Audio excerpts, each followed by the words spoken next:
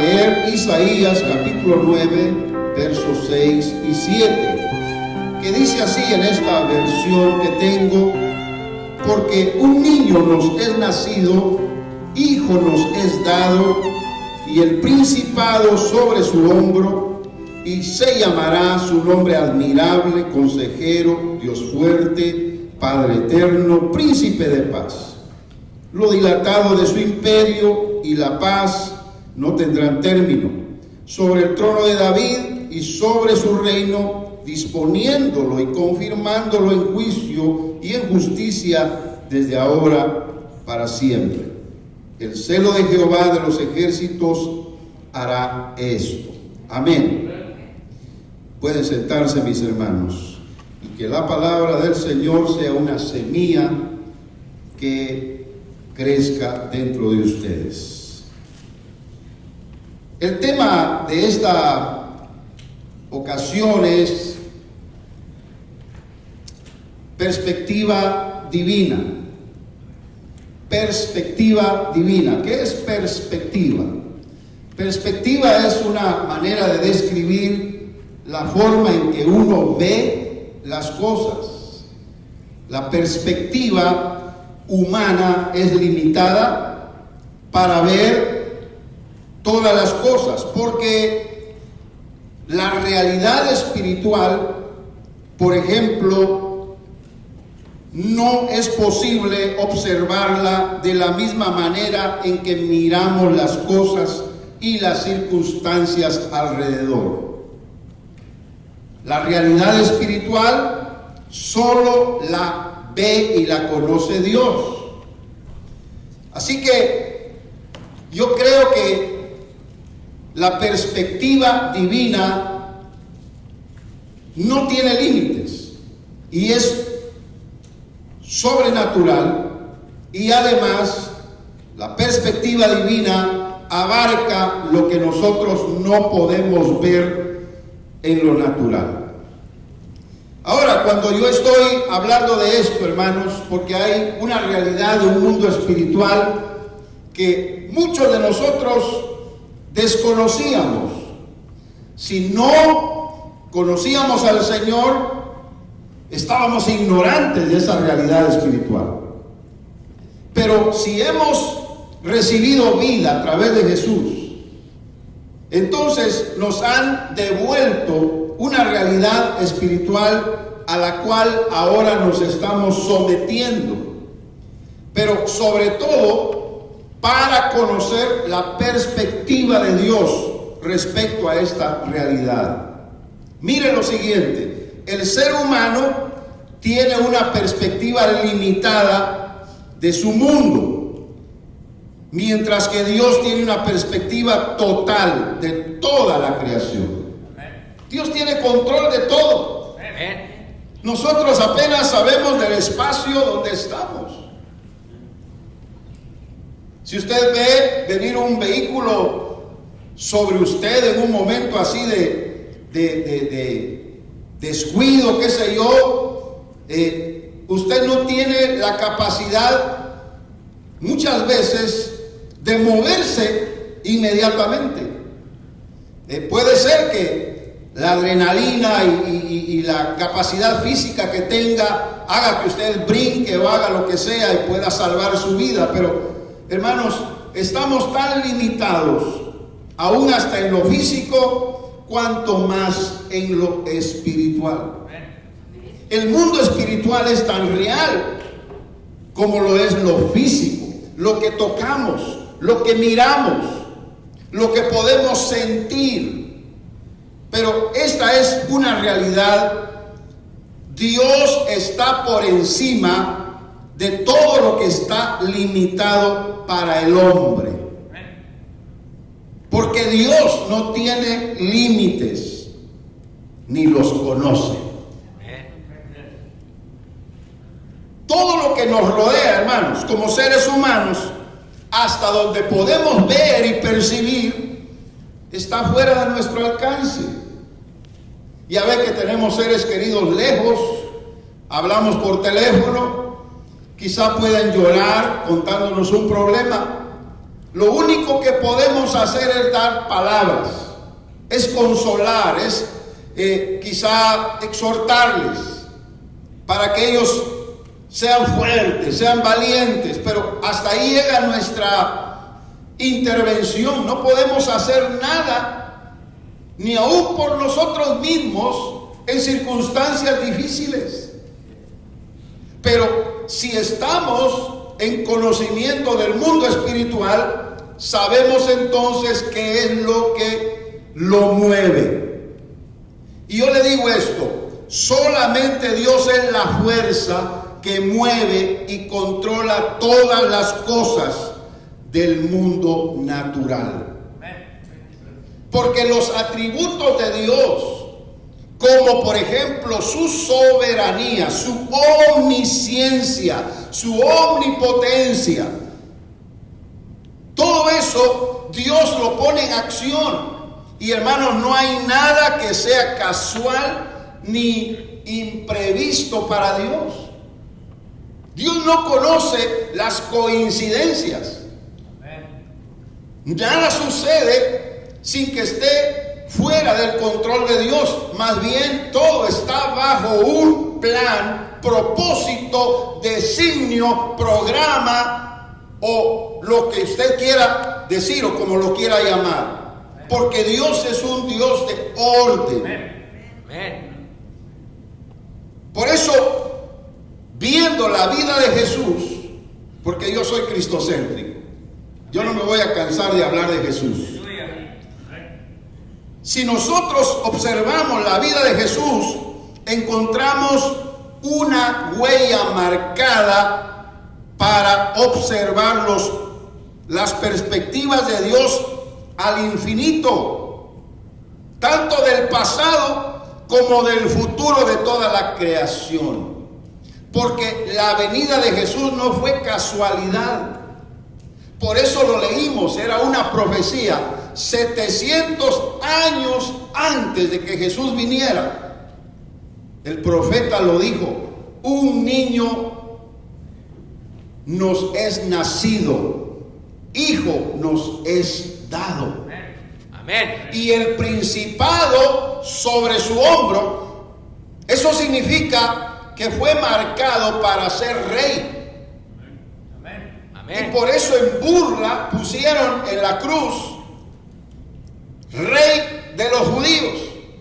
Y los judíos se ofendieron. Pero el que mandó a hacer el cartel ese sobre la cruz, cuando le dijeron que lo quitara, dijo: ya está puesto, así que no se puede quitar. Porque aunque él no lo sabía, estaba inclusive siendo partícipe de una profecía que se va a cumplir en un futuro muy cercano. Amén. ¿Cuántos dan gloria a Dios? Gloria a Dios. Ya la primera parte sucedió. Amén. Falta la segunda. Él vino humilde, manso y vino limitado, pero después será presentado como el Rey de Reyes y Señor de Señores. Amén. Y todo su poder vendrá con él. Aleluya. Alabado el nombre del Señor. Amén.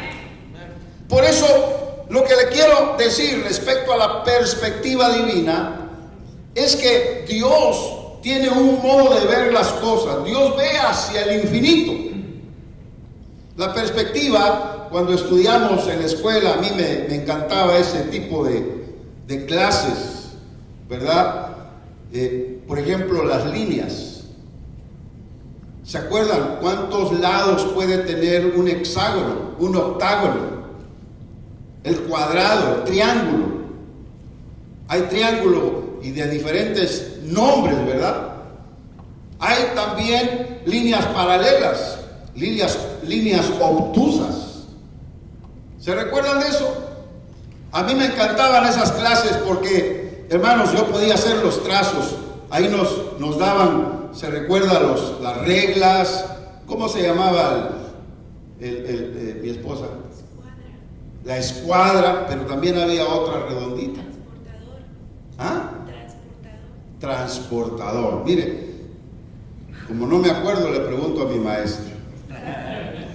Ahí usábamos todo eso, ¿verdad? para poder hacer las líneas, marcábamos con lápiz. Y hermanos, se puede ver la perspectiva de dos líneas hacia un punto.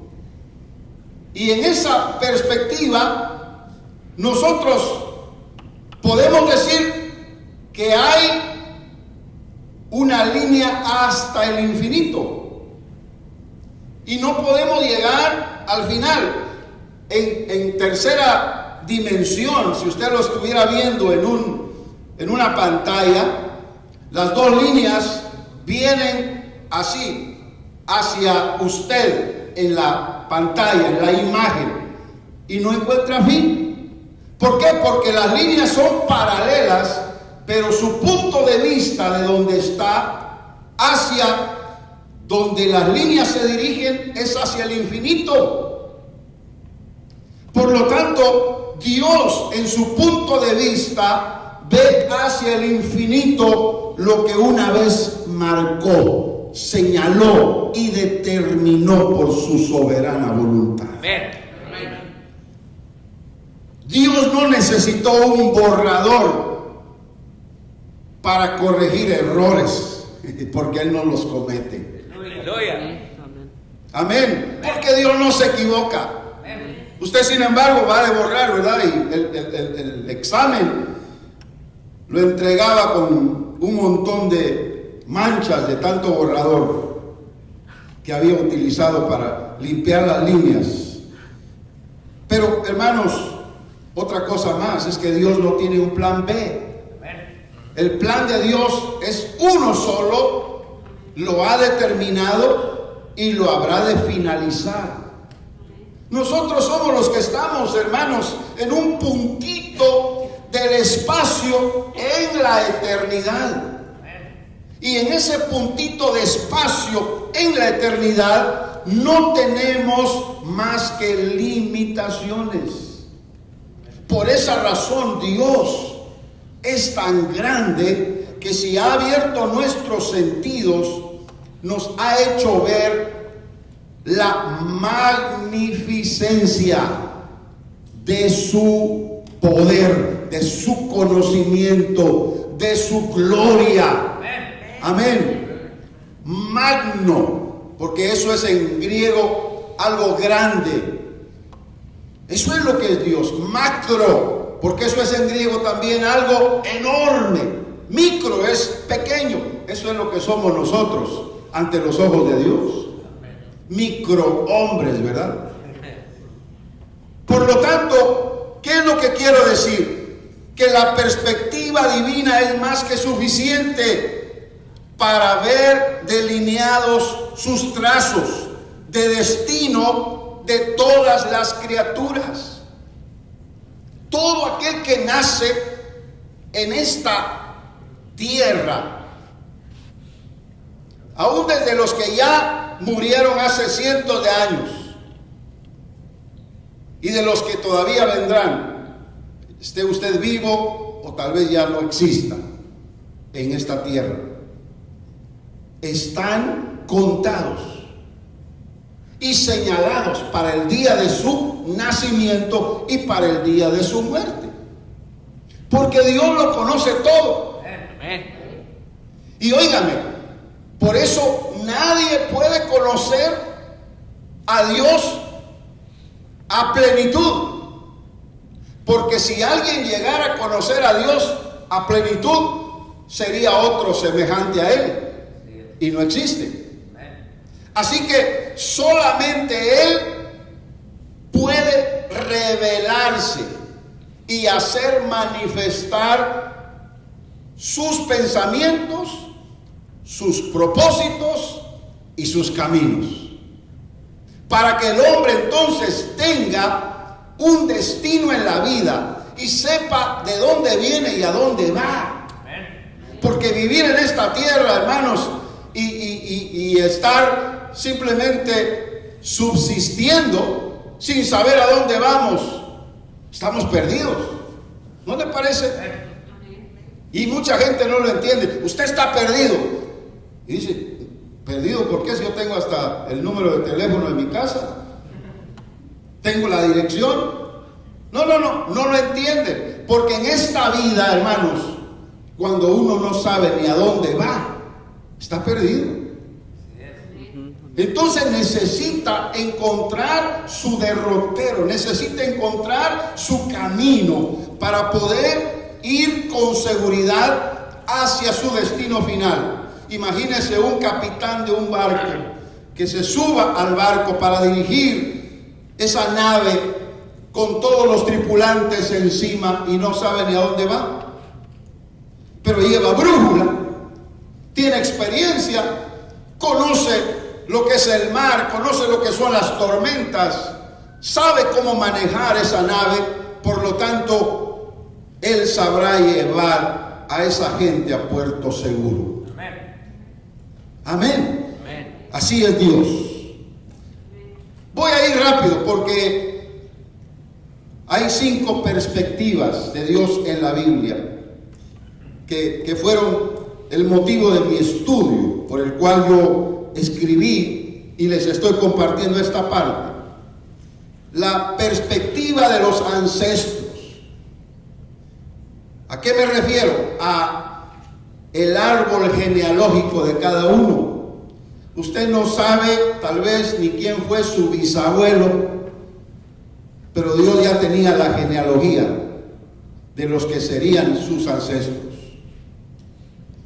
Como nosotros no somos como el pueblo de los judíos, ellos han mantenido la línea genealógica de sus ancestros, saben de qué origen son, y por el apellido y por las marcas que tienen dentro de la enseñanza que reciben desde que nacen hasta que se mueren. Nosotros no somos así. A nosotros hasta nos puede abandonar un padre. Amén. A nosotros hasta nos pueden ir a meter a un lugar de huérfanos. Nos pueden abandonar, hermanos, y ni siquiera conocer jamás a los que fueron nuestros ancestros. Hay mucha gente así, y vivimos en un tiempo donde tanta mujer de edad joven está teniendo hijos y no le dan a los hijos paternidad. Porque simplemente fue una aventura la que tuvieron y por eso nació una criatura. La criatura crece y la mayoría de la nueva generación en estos días adolecen precisamente de paternidad. Por eso son como son y están más perdidos que las generaciones pasadas. Amén. Así que, por lo menos, hermanos, creo yo que las generaciones pasadas tuvieron buenos principios, buenos valores. Y aunque tal vez hubieron muchos errores, sin embargo, se mantuvieron.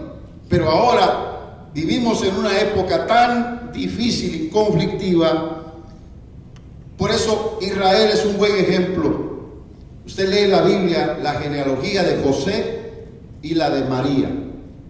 Desde Adán, imagínense, desde Adán hasta ese momento que vivía María, la que dio a luz a Jesús. Y eso ha seguido. Y hay muchos judíos que mantienen esas genealogías, saben de qué tribu son, a qué tribu pertenecen, y no han dejado al Dios de sus padres. ¿Me explico, hermanos? Así que Dios mantuvo esa perspectiva de los ancestros. Muchos personajes incluidos en las genealogías desde Adán hasta Jesús, aunque tengan historias enredadas y muchas situaciones que humanamente hubieran imposibilitado que fueran parte de esa línea de familia de Jesús. Sin embargo, Dios los tomó en cuenta. ¿Oyó eso? Dios los tomó en cuenta y no se equivocó. Amén. ¿Cuánto levanta su mano y da gloria a Dios? Ah, no se va más fuerte todavía. Alabado el nombre del Señor. Usted tiene que despertar, que veo algunos que se están cabeceando. Por favor, abra sus ojitos. Ponga atención a esto, es importante. Hermanos, Dios nos ha tomado en cuenta, porque en nosotros también Él pensó, y estamos dentro de una lista. ¿Sabe cómo dice el apóstol Pedro? ¿Sabe cómo dice el apóstol Pedro? Vosotros sois linaje escogido. Vosotros sois linaje escogido, real sacerdocio, nación santa, pueblo por Dios adquirido. ¿Se da cuenta? La perspectiva de ancestros es una realidad. Por eso en Jesús no hubo error. Lo que se había profetizado se cumplió según Gálatas 4:4. Venido el tiempo, o el cumplimiento del tiempo, Dios envió su Hijo, hecho de mujer, hecho súbdito a la ley. Sí, un hijo nos es nacido, decía la profecía, pero tenía que haber ancestros. Y cuando llegó el cumplimiento del día, la hora, el mes, nació Jesús. Y nació exactamente en el plan, en el propósito divino. Porque la perspectiva de Dios es lo que realmente se puede decir es insustituible. Nadie tiene otro plan. Nadie tiene otra verdad. Nadie tiene en realidad otro conocimiento sino el mismo que Dios nos ha dado a través de la Biblia, porque está exactamente delineado conforme a su perspectiva, su manera de ver las cosas. Amén. Dios cumplió con esa perspectiva en el Hijo de Dios. Está la perspectiva de la vida, porque la vida de Jesús es una revelación de la perspectiva divina en su encarnación. Dios lo había pensado, así lo determinó y así lo cumplió. El Hijo tendría que nacer de mujer, siendo Dios. ¿Cuántos dicen amén? Porque Jesús es la vida de un ser humano, pero que trae inmersa en su naturaleza, la naturaleza divina por obra del Espíritu Santo. Yo no me canso de decir eso. Estábamos hablando de las encarnaciones hace unos meses atrás, cuando nos interrumpieron con la pandemia. Yo iba a seguir, pero Dios no lo permitió, hubieron cambios y yo me quedé apenas con el comienzo de ese tema. Pero, hermanos, en la encarnación de Jesús, fíjense, el plan de Dios estaba. No hay nadie como Él que pueda hacer lo mismo que Él hizo. Él vino con una naturaleza humana sin pecado y una naturaleza divina, pero que estaba detenida porque estaba sujeto a la voluntad de Dios. Lo que Él hizo sobrenaturalmente, lo hizo en el poder del Espíritu Santo, a quien Él mismo entregó su naturaleza humana. Amén. Si Él hubiera obrado como Dios, Jesús hubiera sido todavía más poderoso. Sin embargo, se limitó. Y es lo que revela el apóstol Pablo en su carta a los hermanos de Filipos. Porque dice que se anonadó a sí mismo. Anonadarse quiere decir hacerse nada. Amén. hacerse nada, siendo todo, se hizo nada. Y se humilló. Esa es la palabra, es la expresión. Se humilló porque él no quiso, hermanos, ejercer su poder como Dios. Así que humillado él, se limitó a vivir como un ser humano. La Biblia dice, en él estaba la vida y la vida era la luz de los hombres.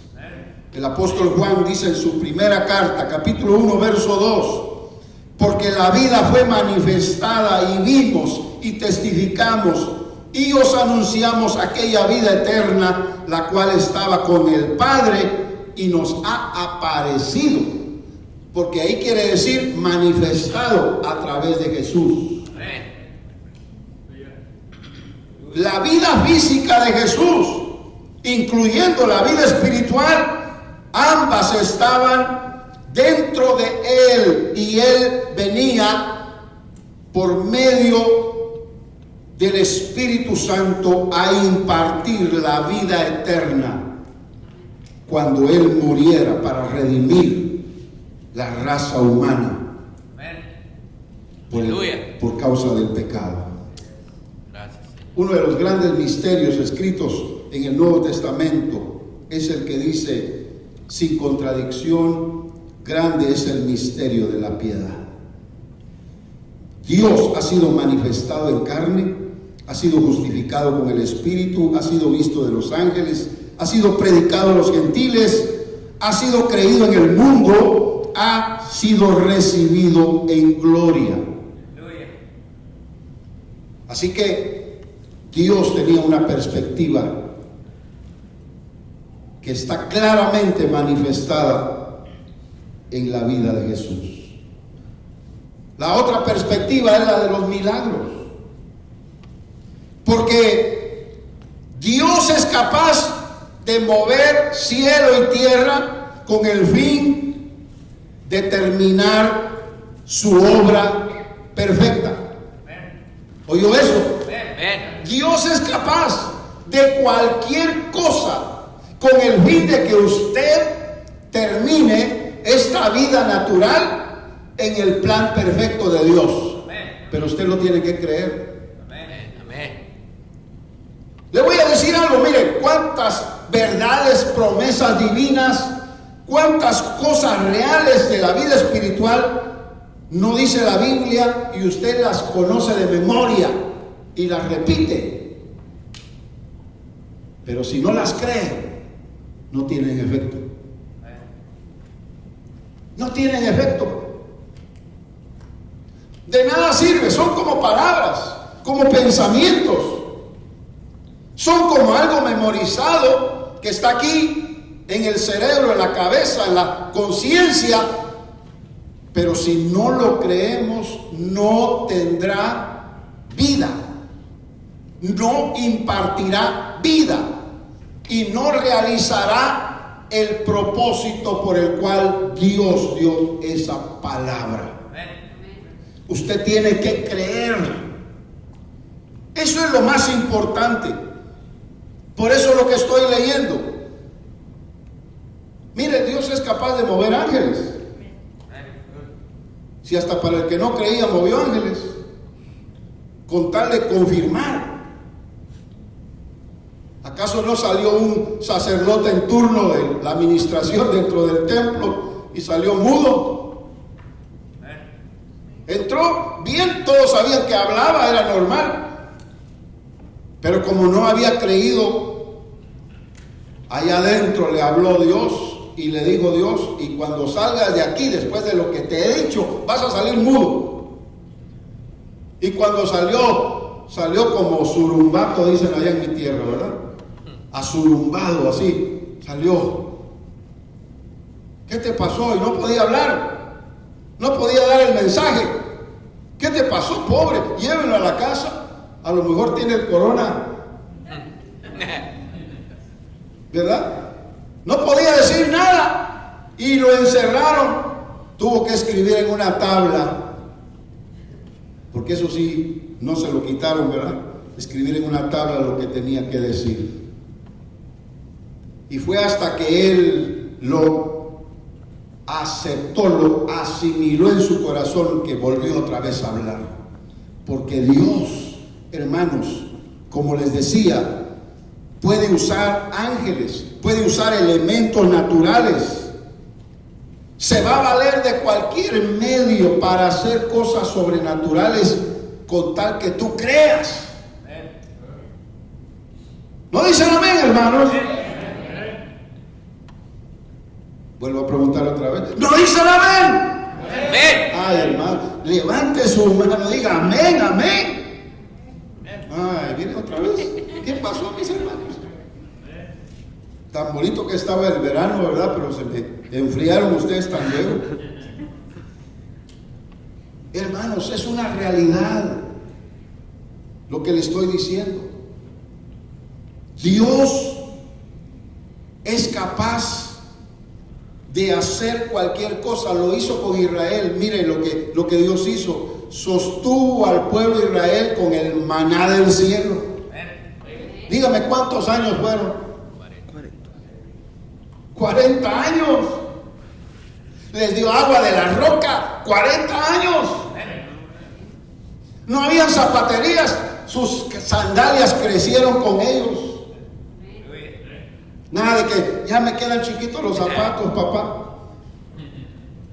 No, iban creciendo. Los pies crecen, también los zapatos crecen. Eso ya no venden en la tienda.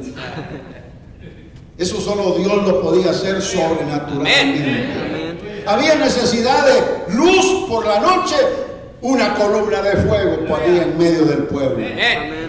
Había necesidad de sombra en el día por el candente sol, una nube cubría al pueblo. ¿Cuánto dan gloria a Dios?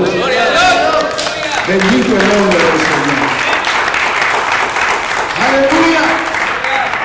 Es que la incredulidad puede detener los propósitos de Dios y puede estancarnos. Y yo no quiero que usted se estanque. Pero le decía algo, porque en esto estaba la fuerza de esa unción ahorita. Con tal de que usted crea, Dios es capaz de hacer milagros. Usted, si ya empieza a creerlo, usted va a decir, yo creo, pero mejor que no los haga. Yo voy a creer porque Dios es capaz de hacer cualquier cosa. Hasta Lázaro no creía. Lo tuvieron que llevar enterradito o envueltito, diríamos, ¿verdad? Envuelto en vendas, lo tuvieron que meter ahí a la tumba. Pero desde ahí lo sacaron. ¿Para qué esperar ese milagro de resurrección? Ya cuando había resucitado, no dejaba a Jesús. Donde quiera que él iba, ahí quería estar él. ¿Cuánto dicen amén? Pero Dios es capaz de cualquier cosa. Pero la incredulidad es algo que, como Jesús dijo, por vuestra incredulidad es que no suceden las cosas. Dice que no pudo hacer muchos milagros en una ciudad de Israel por la incredulidad de ellos.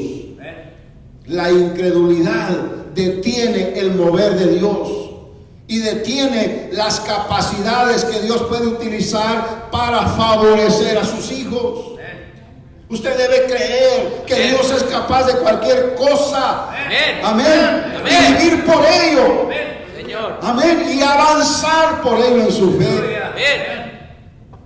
Y otros, por lo que usted cree, van a creer. Por lo que otros vean en usted, van a recibir fe en Cristo el Señor.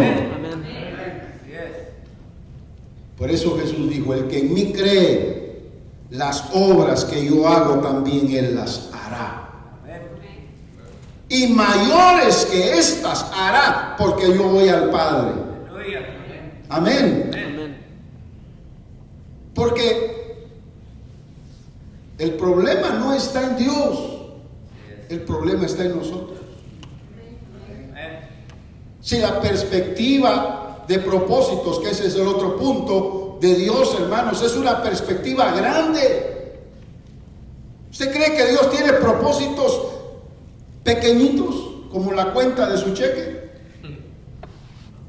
Como la cuenta de su banco. Ah, pastor, usted no sabe cuánto tengo. ¿Tiene $50,000 en el banco? Eso no es nada.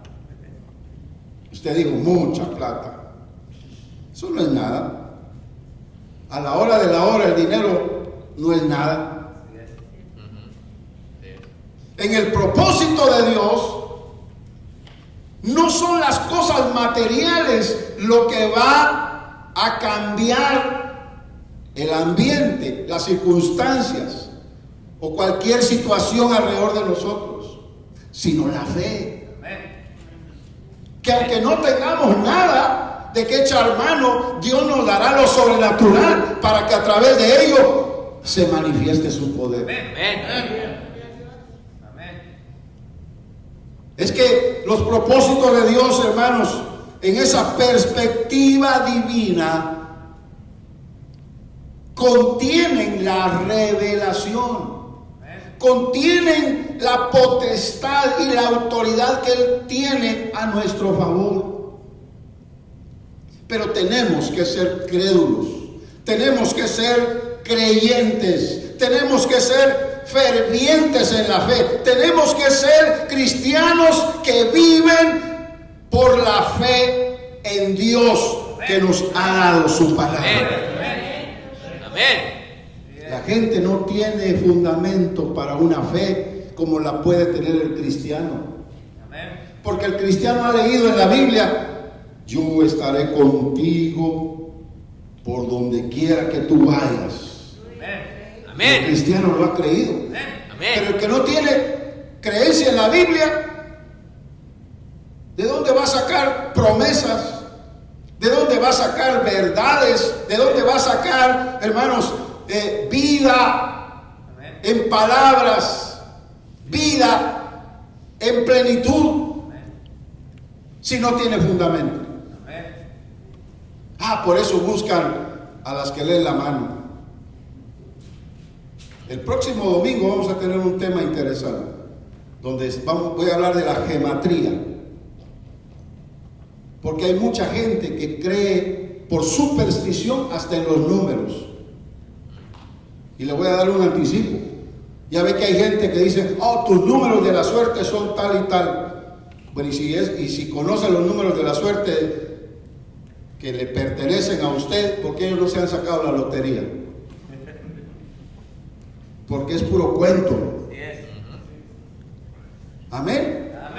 Pero la gente dice: cuando venía el 080808, o sea, agosto 8 del 2008, ese día especial. Es que los números, la gente va por superstición detrás hasta de números. Pero números hay hasta cuando se va a hacer el examen de sangre. Y esos números si no les gusta, ¿verdad? ¿Cuántos dicen amén? Números hay hasta cuando le ponen puntos en su trabajo porque llegó tarde. Pero tampoco son buenos, ¿verdad? ¿Me explico? Números hay en el reloj, hay en la televisión, en el calendario. Pero como la gente es supersticiosa, anda buscando de qué echar mano para tener un fundamento. Pero nada de eso ayuda, hermanos, si no viene de Dios. La perspectiva divina es diferente. Amén. ¿Cuánto dan gloria a su nombre? Aleluya. El destino terrenal de Jesús, con los propósitos eternos de proporciones inimaginables de gloria y magnificencia, eran desconocidos para todos. ¿Quién se lo iba a imaginar que teniendo un niño en los brazos estaba cargando al Hijo de Dios? Que iba a ser el juez de vivos y de muertos, que iba a ser el rey de toda la tierra. Nadie. Por eso la profecía anticipaba: despreciado y desechado entre los hombres, varón de dolores, experimentado en quebranto, y como que escondimos de él el rostro, fue menospreciado y no lo estimamos. Mas el herido fue por nuestras rebeliones, molido por nuestros pecados. Y ¿qué dice? Ahí está la profecía. Porque en la perspectiva divina, hermanos, todo eso iba a pasar. Pero la gloria que a Él le pertenece no tiene cuenta ni de días, ni de noches, ni de años, ni de siglos, ni de milenios. Él es eterno, por los siglos de los siglos.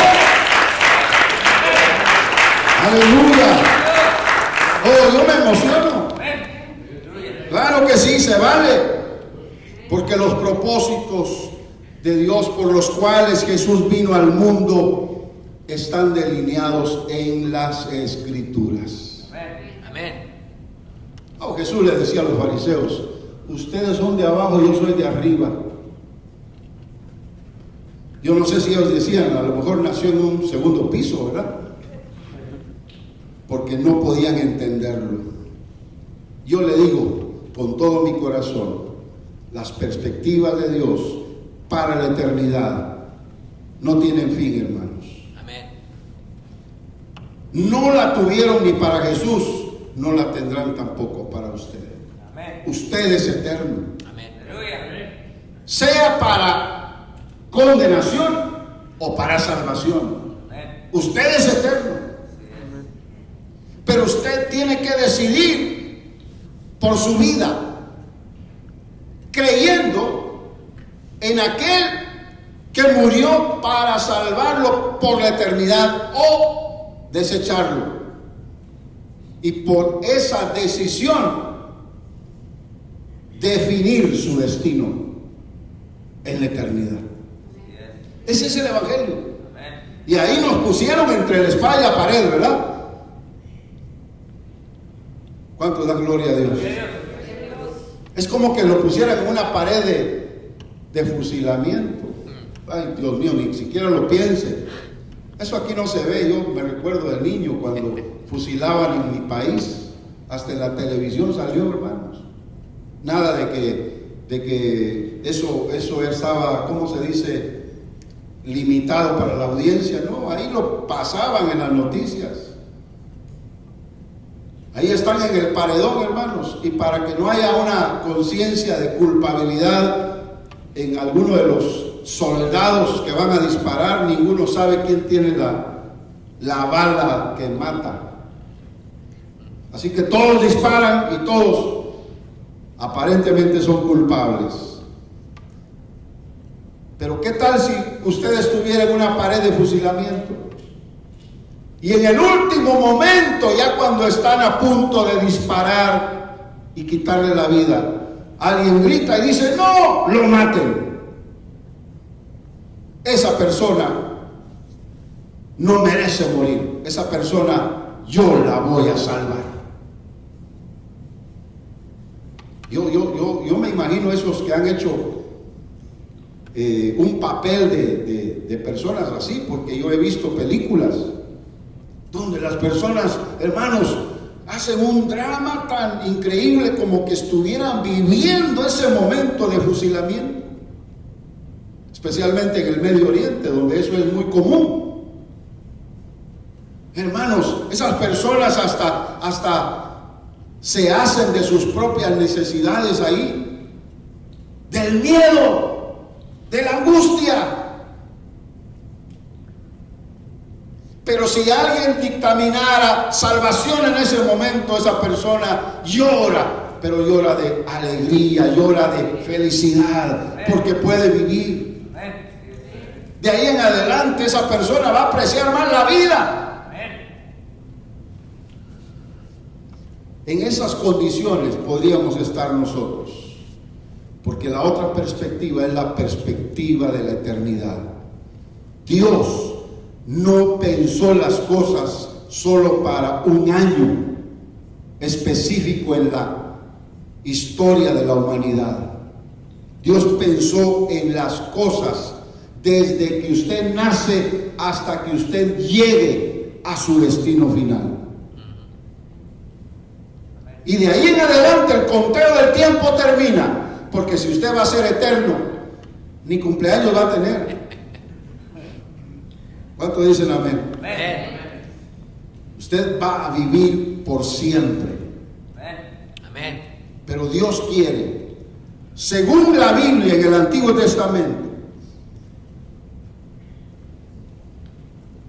en el mensaje de Jesús, en Él solamente está la esperanza de la vida eterna. Si usted quiere tener esa esperanza, solamente en Jesús la puede obtener. Y es una esperanza de gloria. Y es una esperanza de eternidad. Así que yo le invito para que tome en consideración que la perspectiva de Dios no está limitada, porque esto no es invento de nadie, ni tampoco ha venido por imaginación al alma de un hombre terrenal. Esto está en la Biblia, es inspiración del Espíritu Santo, y solamente por la fe y la iluminación que el Espíritu nos dé, vamos a conocer las verdades ocultas. ¿Cuánto dicen amén? Amén. Las vamos a conocer, las vamos a entender y las vamos a recibir. No me pregunte cómo, aunque seguirán siendo incomprensibles. Por eso dijo el apóstol Pablo: oh profundidad de las riquezas y de la sabiduría y de la ciencia de Dios. Es tan honda, tan profunda la perspectiva divina en sabiduría, que nosotros no podemos considerarlas. Es como tener una gota de agua del océano, el conocimiento que podemos tener en nuestra mente y en nuestro corazón. Pero no es el océano lo que usted tiene, es una gota nada más. El mar, sea el Atlántico o el Pacífico, donde usted mire, es inmenso al infinito según su mirada. Así es la ciencia y la sabiduría de Dios. Lo que Dios nos ha dado apenas es una pequeña gotita, pero con eso tenemos suficiente para decir: yo creo, Señor. Póngase de pie, por favor, para que digamos juntos: yo creo. Yo creo en tu palabra. Yo creo en tu poder. Creo en tu ciencia, en tu sabiduría. Y creo en tu perspectiva, Señor. Padre Celestial, levantando nuestras manos, oramos en esta preciosa tarde dándote gracias. Que tu palabra llegue al corazón del más necesitado. Que se levante.